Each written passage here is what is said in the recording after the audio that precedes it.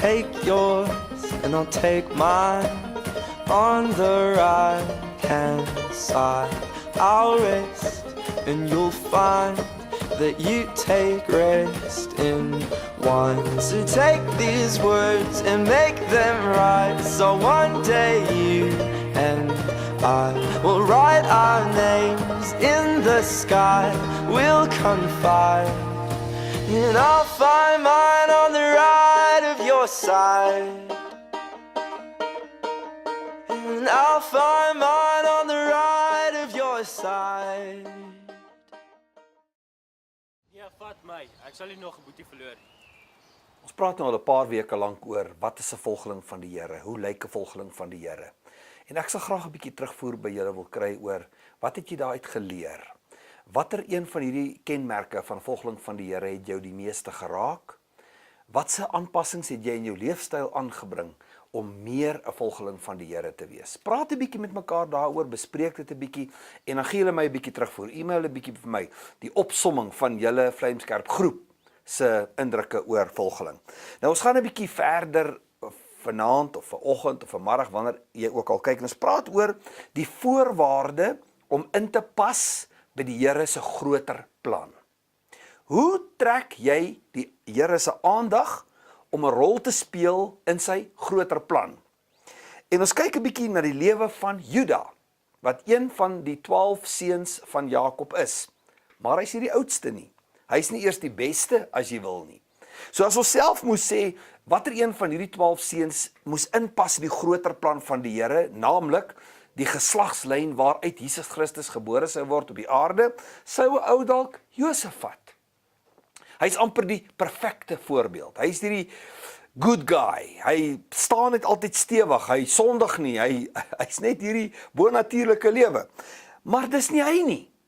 'n Mens sou sê dalk die oudste een, Ruben, maar dis ook nie hy nie. En ons gaan net 'n bietjie praat oor hoekom nie Ruben nie. So, waarom is Juda die een uit die 12 seuns wat deur die Here gekies word om die geslagslyn te wees waaruit Jesus Christus gebore sou word? Die een wat die rol sou speel in die groter plan van die Here.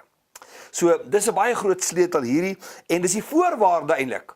Vanaand leer jy die voorwaarde om deur die Here gebruik te word, om deel te word van die groter plan. En daar's 'n klomp skrifte wat jy nou moet 'n bietjie gaan lees en kyk in Genesis 37 en kyk in Genesis 44, die skrifte is daar en jy sien dieselfde ou, maar heeltemal verskillende reaksies. Bespreek dit 'n bietjie. Selfde situasie amper, verskillende reaksies. So, die vraag is, wat het gemaak dat Juda se lewe tussen Genesis 37 en Genesis 44 so dramaties verander het?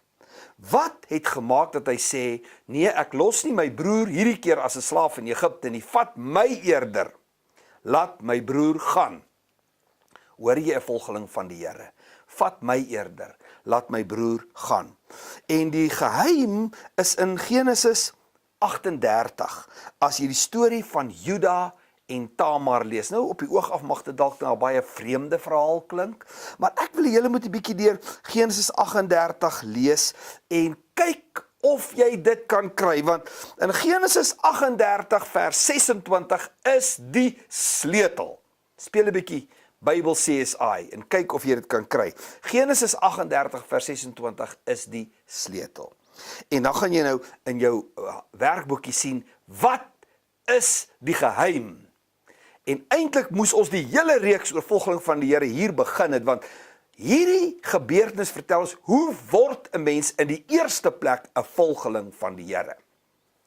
Bespreek dit 'n bietjie. Hoe dink jy, word 'n mens 'n volgeling van die Here? En dan sien jy dit daar baie mooi in die lewe van Juda.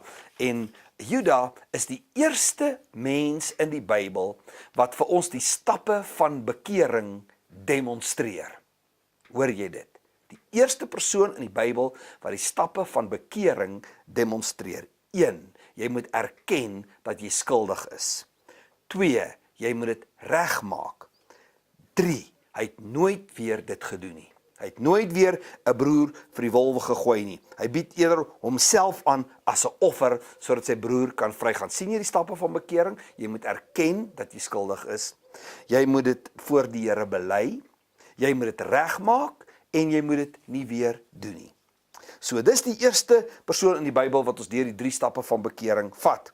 En wat is die gevolg? Genesis 45 vers 1 tot 15. Lees dit, bespreek dit. Wat is die vrug van bekering daar? Die onmiddellike vrug van bekering. Wat gebeur dadelik as ou hierdie goed regmaak met die Here en as jy erken jy is skuldig? Wat gebeur daarna? Genesis 45 vers 1 tot 15. So, dis die hele storie van Juda. Kom ons gaan gou terug na waarom nie Ruben nie? Waarom nie die oudste een nie?